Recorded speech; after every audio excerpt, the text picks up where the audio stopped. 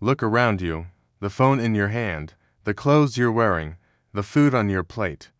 They seem simple, solid, yours, but they are illusions, the final frame of a movie that spans continents. A single smartphone contains cobalt from the Congo, silicon from China, and software designed in California, all assembled in Vietnam. We live inside an invisible empire, an empire not of land or armies, but of logistics. This empire has made the world wealthier than ever before. It has also made it more fragile than we can possibly imagine. This is the financial historian, where money, power, and history collide, and today, we follow the container ship. To understand our world, you can't look at Wall Street, you must look to the sea. Before 1956, global trade was a chaotic, expensive mess.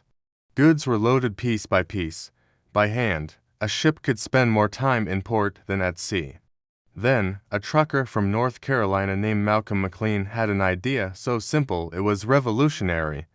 Do and ship the cargo, ship the box. The standardized shipping container was born. It was the big bang of globalization. Suddenly, the cost of sending a ton of goods across the ocean collapsed by over 95%. It no longer mattered if a factory was in Ohio or Shanghai. The tyranny of distance was broken. The world wasn't just connected, it was compressed.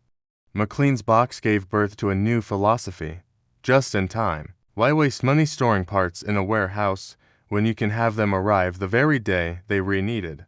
The global economy transformed into a single, planetary assembly line. A factory in Mexico receives a microchip from Taiwan just hours before it is installed in a car destined for Germany. It's a perfectly choreographed ballet of ships, trucks, and planes, running 24/7. It is the pinnacle of human efficiency.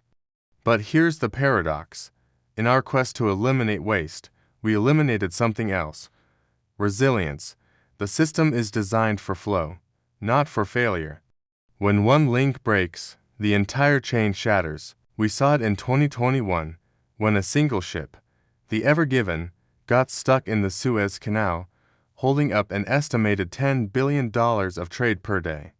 We saw it during the pandemic, when a lockdown in one Chinese port meant you could buy a PlayStation in America 6 months later. This isn't a bug in the system, it's a feature. The just-in-time model has no fat, no buffer. It runs on the assumption that nothing will ever go wrong. When it does, the shockwave, what experts call the bullwhip effect, echoes across the globe for months, even years. Empires once conquered territory for gold. The new empires control choke points, a handful of narrow canals and straits, some only a few miles wide, carry over 60% of the world's trade. He who controls these passages can hold the global economy hostage. But the power is even more subtle than that. Today, dominance isn't about land.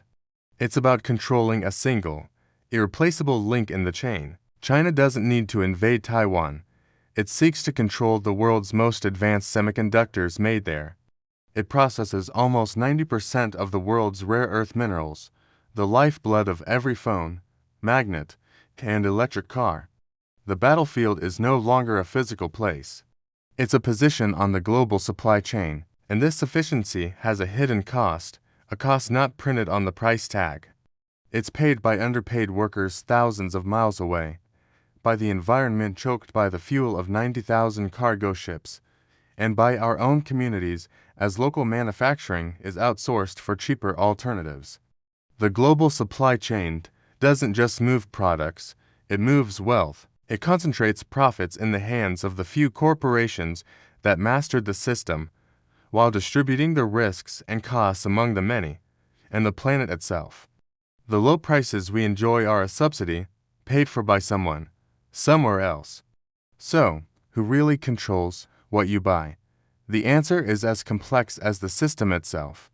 It isn't one country or one company, it's a network, a fragile, hyper-efficient, planetary machine we built to serve us, but which we now must serve. We wanted everything, everywhere, instantly and cheaply, and we got it. But we traded resilience for speed, and robustness for cost. The invisible empire of logistics has given us a world of unprecedented abundance. But a world built on a chain is only as strong as its weakest link, and we're beginning to discover just how many weak links there are. If this gave you a new perspective on the world around you, hit subscribe. The biggest stories are hidden in plain sight. I'll show you where to look.